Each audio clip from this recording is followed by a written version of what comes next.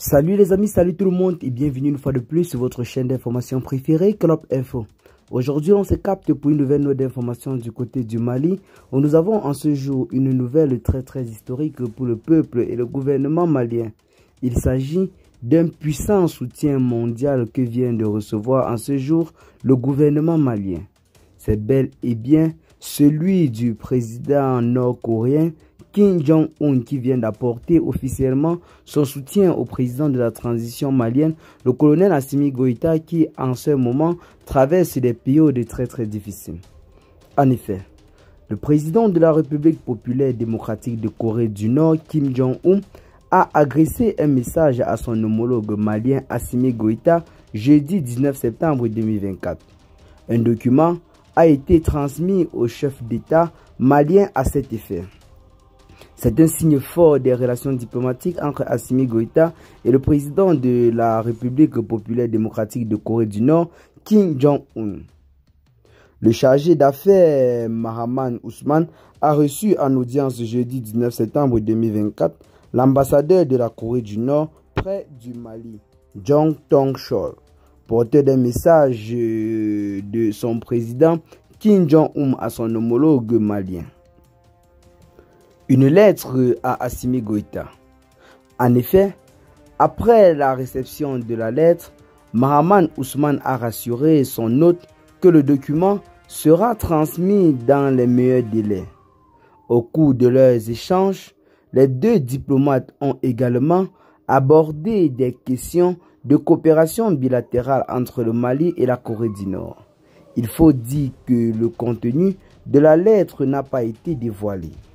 Rappelons que les relations entre la République démocratique de la Corée du Nord et les pays africains datent de la guerre froide.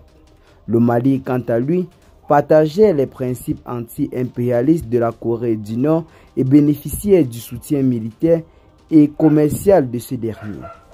Ainsi, dans les années 1970, la Corée du Nord envoyait des conseillers économiques au Mali.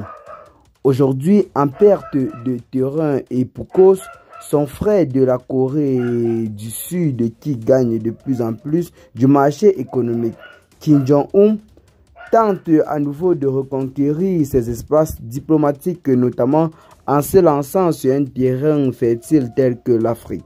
Depuis quelque temps, la montée en puissance des investisseurs, autant pour nous alliés à la Russie, ne fait que se constater, et la perte des colonies par l'ancienne puissance colonisatrice, à savoir la France, se fait également noter.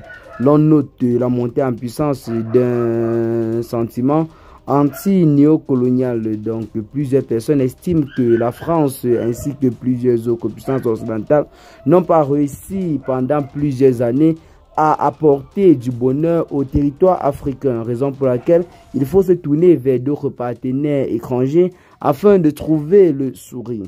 Et c'est ce qui se vérifie actuellement au sein de l'AES, notamment avec ces trois pays, à savoir le Burkina Faso, le Mali et le Niger, qui ont décidé de tourner officiellement le dos à l'ancienne puissance colonisatrice afin d'embrasser d'autres puissances pour trouver les solutions à leurs problèmes, notamment sur le plan sécuritaire, économique et bien d'autres. Rappelons qu'avec le partenariat entre la Russie et le Mali, l'on note déjà un projet de construction du centrale nucléaire qui serait bel et bien en cours dans les jours à venir.